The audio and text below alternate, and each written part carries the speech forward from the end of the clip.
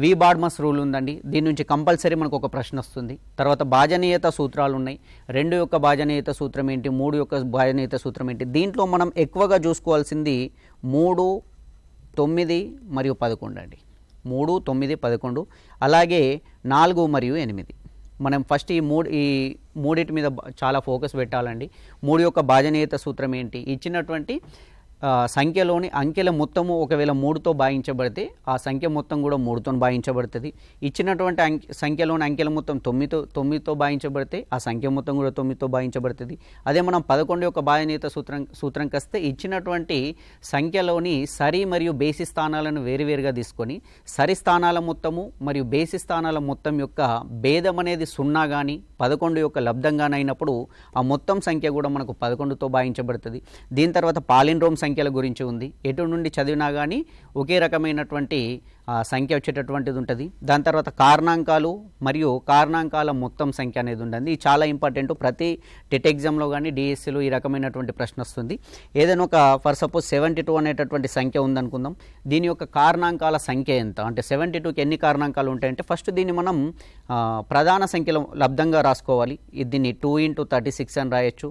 మళ్ళీ దీన్ని 2 × 3 × 12 అని రాయొచ్చు. నెక్స్ట్ 2 × 3 × 3 × 4, ఈ 4ని 2² అని రాసుకోవచ్చండి. ఈ 2² మరియు 2 అంటే 2⁻³ × 3².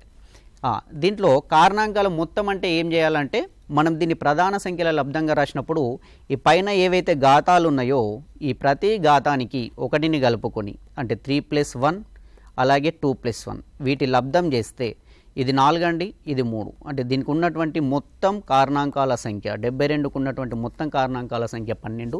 ఈ ప్రశ్న కంపల్సరీ మనకు ప్రతి టెట్లో వస్తుంది.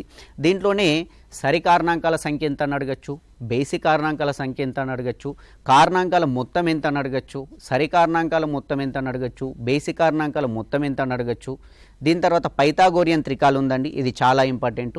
ఇది మనకు ఓన్లీ ఫస్ట్ చాప్టర్కే కాదు, మనకు త్రిభుజాలకు సంబంధించినటువంటి ప్రాబ్లమ్స్ చేసినప్పటికి కూడా లంబకోణ త్రిభుజాలకు సంబంధించినటువంటి చేసినప్పటికీ దాంట్లో కూడా ఇది యూజ్ అవుతుంది. మనకు మొట్టమొదటి ప్రాథమిక త్రికం అనేది 3, 4, 5 3, 4, 5 అండి. దీని నుంచి మనం మిగతా త్రికాల్ని రాస్తూపోతాం.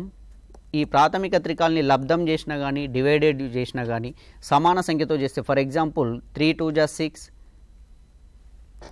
3, 4, 5 దీన్ని మల్టిప్లైడ్ బై 2 చేస్తున్నా నేను. ఇది 6, ఇది 8, ఇది 10. ఇవి కూడా మనకు పైథాగోరియన్ త్రికాలు అయితే. లేదా దీన్ని 3తో మల్టిప్లై చేస్తున్నా, ఇది 9, ఇది 12, ఇది 15. ఇట్లా ఎన్నిటితో చేస్తే అవన్నిటి కూడా మనం కంపేర్ చేసి చూసుకోవచ్చు. ఒకవేళ ఇచ్చినటువంటి దాంట్లో అతి చిన్న భుజం అనేది బేసి సంఖ్య అయితే, అతి చిన్న భుజం బేసి సంఖ్య అయితే అక్కడ ఉన్నటువంటి ఫర్ సపోజ్ దాన్ని ఏ అనుకుందాం, ఏ వాల్యూ ఏదైనా ఆడ్ నెంబర్ అనుకుందాం. అప్పుడు ఆ పైథాగోరియన్ త్రికాలు అనేది a మరియు a² - 1/2 a² + 1/2 ఈ విధంగా ఉంటుందండి.